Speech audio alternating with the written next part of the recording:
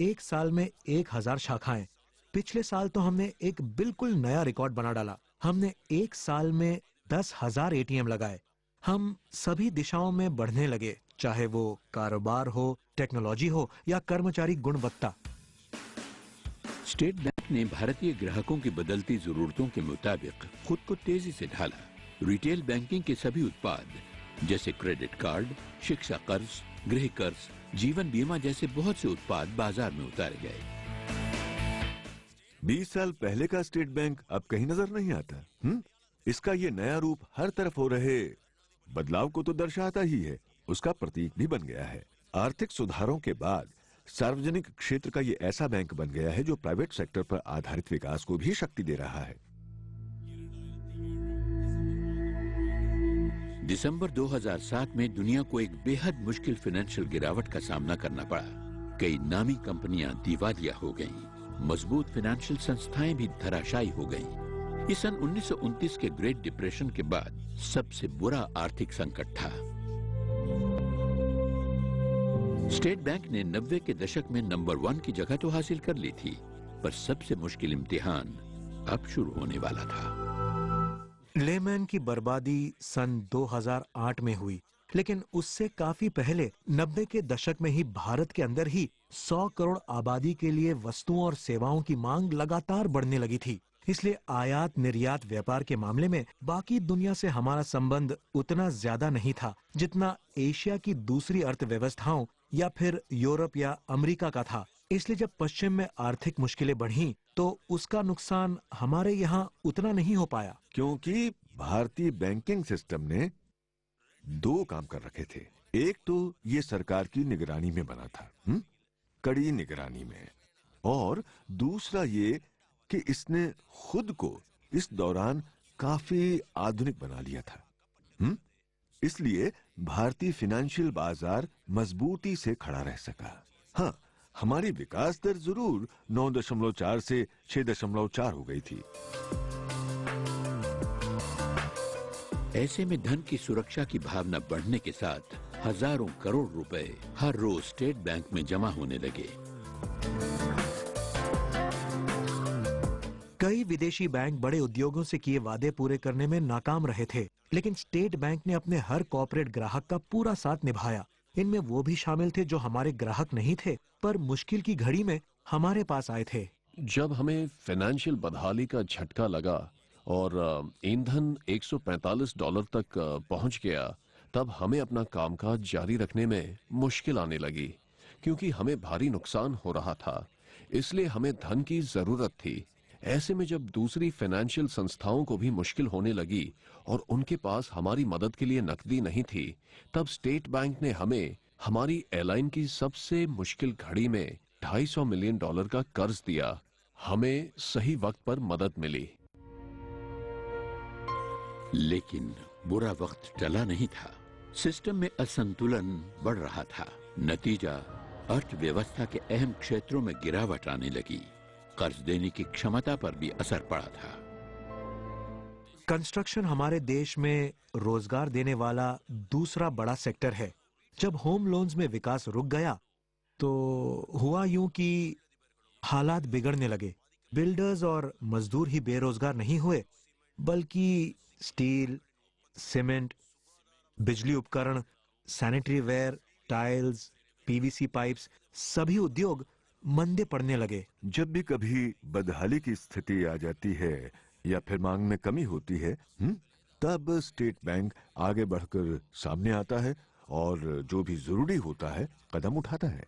Home loans के मामलों में भी ऐसा ही कुछ देखने को मिला। ये कदम उठाने से अर्थव्यवस्था चल पड़ी और मांग बढ़ने लगी। स्टेट बैंक की मजबूत छत के नीचे भारत ने आर्थिक बदहाली के हमले को आराम से झेल लिया। स्टेट बैंक ने मशहूर 8% के फ्लेक्सी होम लोन बांटे, जिसने भारत की गृह निर्माण अर्थव्यवस्था का रुख बदल दिया और इसे देश की विकास गाथा का हीरो बना दिया। जैसे ही स्टेट बैंक ने ये कदम उठाया, पूरे बैंकिंग सिस्टम ने अपने उत्पाद और अपने उद्देश्य हमारी तर्ज पर तय करने शुरू कर दिए। ये अर्थव्यवस्था के लिए अच्छा रहा, साथ ही ग्राहकों के लिए भी और यकीनन बैंकिंग क्षेत्र के लिए भी। क्योंकि 8% पर किसी को नुकसान नहीं होता था और हम नए ग्राहक हासिल कर सकते थे। वो कई तरह के उत्पादनों के लिए भारी मांग के साथ आए, जैसे car loan, credit card, saving bank account, corporate salary account, और ये सभी के लिए फायदे का सौदा था। स्टेट बैंक का वोल्टेज स्टेबलाइजर बने रहना जरूरी है, हुँ? क्योंकि ये अपने पास आने वाले भारी धन का सही इस्तेमाल कर सकता है और एहतियात बरत सकता है कि बाजार में भारी उतार चढ़ाव न आए। दुनिया के सबसे विशाल जीव को है खतरा।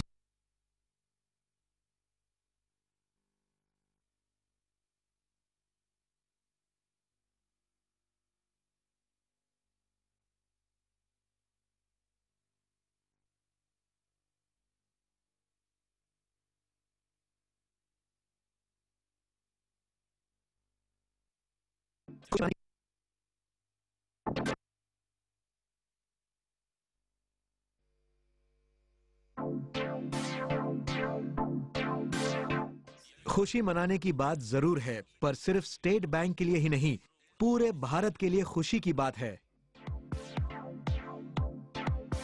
आप स्टेट बैंक की किसी भी ब्रांच में जा सकते हैं और आपको पूरी सेवा मिलेगी, सम्मान के साथ। आप पूरी तरह भारतीय बैंक है, जो अब विश्व स्तर पर लीड कर रहे हैं। जब भारत के सबसे बड़े बैंक ने जश्न मनाने का फैसला किया, तो वो भी उनकी सफलता की ही तरह विशाल और भव्य था। हम एक बड़े ताने बाने को बिना अड़चन चलाने में कामयाब रहे थे। ग्राहक सेवा में कम से कम समय ले रहे थे। ये वाकई टीम के साथ जश्न मनाने का वक्त था। टेक्नोलॉजी डिपार्टमेंट, यूजर डिपार्टमेंट, सभी के साथ जिन्होंने इस बड़े काम को अंजाम दिया था। लोग मेरे पास आते और कहते, पहले हम स्टेट बैंक की क्षमता पूरी तरह नहीं जानते थे। उन्हें पता चला कि हम लगभग 5 करोड़ लेन देन हर रोज करते हैं। हमने उन्हें ये भी बताया कि जिस जगह लोगों को ब्रांच तक पहुंचने में 3 दिन लगते हैं, वहां भी हमने नया सिस्टम लगाया है, और जिस ब्रांच तक पहुंचने के लिए नाव इस्तेमाल करनी पड़ती है, वहां भी। एक बड़े बैंक ने बाजार पर दबाव बढ़ाकर तरक्की हासिल कर ली थी। स्टेट बैंक दूसरों से लगातार आगे निकल सकता है, क्योंकि दूसरे बैंक उन कामों से बचते हैं जिन्हें ये विशाल बैंक कर सकता है। पूरा बैंकिंग सेक्टर विकसित हो रहा था। लीडर बने रहने के लिए स्टेट बैंक ने आधुनिक टेक्नोलॉजी वाले ऐसे केंद्रों की स्थापना की जो इसकी तरक्की में मदद कर सकें। अगले 5-6 सालों में बैंकिंग पूरी तरह बदल जाएगी। 30 से 40 करोड़ लोग तरक्की करके मिडिल क्लास में आ जाएंगे और दूसरों के पास भी पहले से ज्यादा पैसा होगा। इन सभी को रिटेल बैंकिंग की सेवाएं चाहिए होंगी, घरों की मांग बढ़ेगी, कारों की मांग बढ़ेगी, और उन्हें फाइनेंशियल सलाह की भी जरूरत होगी, क्योंकि वो म्यूचुअल फंड्स में पैसा लगाना चाहेंगे। और इन लोगों की सेवा के लिए लाखों बैंकर्स की भी जरूरत पड़ेगी। ये केंद्र स्टेट बैंक के तकनीकी विकास का आधार है। रोजमर्रा की बैंकिंग से लेकर भविष्य की तकनीकों तक स्टेट बैंक ने अब आईटी को अपनी नस नस में उतार लिया है। लगातार नए उत्पादन पेश करने के लिए बना ये केंद्र कई तरह के एटीएम और कियोस्क्स का टेस्ट ले रहा है, जो सिर्फ एक बटन दबाने पर और भी बेहतर सेवाएं पेश कर सकेंगे। हम चाहते हैं कि आगे चलकर अपने सभी उत्पाद एटीएम के जरिए से दे सकें, यानी ये नए एटीएम ही भविष्य में हमारी पूरी ब्रांच होंगे। भारत का तरक्की और लीडरशिप हासिल करना बड़ा शानदार हुआ है, लेकिन दुनिया में एक प्रभावशाली जगह बनाए रखने के लिए इसे अपने विकास के अगले कदम के बारे में सोचना जरूरी है। एक नई सोच उभर रही है कि विकास अपने आप में काफी नहीं है, इसमें कुछ बुनियादी बदलावों की जरूरत है। संपूर्ण विकास की बात सोची जानी चाहिए। सिर्फ गरीबों की ही नहीं, महिलाओं की भी हिस्सेदारी होनी चाहिए, और साथ ही पर्यावरण की भी चिंता होनी चाहिए। धरती की खुशहाली कायम रखने के बारे में सोचा जाना चाहिए। और अब ऐसे सामाजिक मुद्दों का भी विकास में शामिल होना जरूरी हो गया है।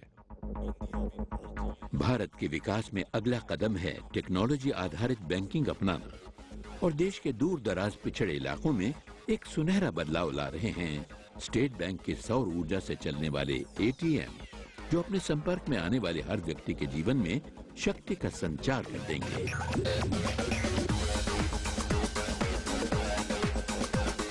हम मानते हैं कि हमें प्रत्येक भारतीय की सेवा करनी है, भले ही वो हमारा ग्राहक हो या नहीं। जब भी किसी को हमारी जरूरत पड़े, हम उसकी मदद करने को मौजूद रहें। हमारा उद्देश्य है कि हम हर भारतीय का बैंक ही नहीं, बल्कि उससे भी बढ़कर भारत के पूर्ण विकास के लिए बैंक बने।